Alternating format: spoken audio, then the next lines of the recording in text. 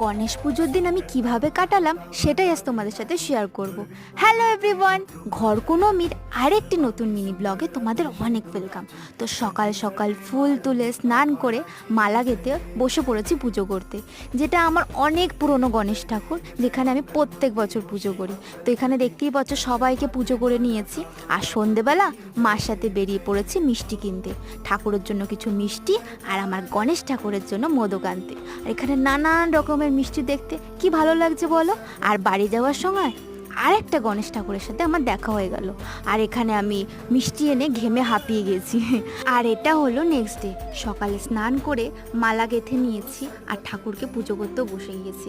তো আমার গণেশ ঠাকুরকে কেমন লাগছে জানিও, আর তোমরা গণেশ পুজো কিভাবে কাটালে সেটাও আমাকে জানিও।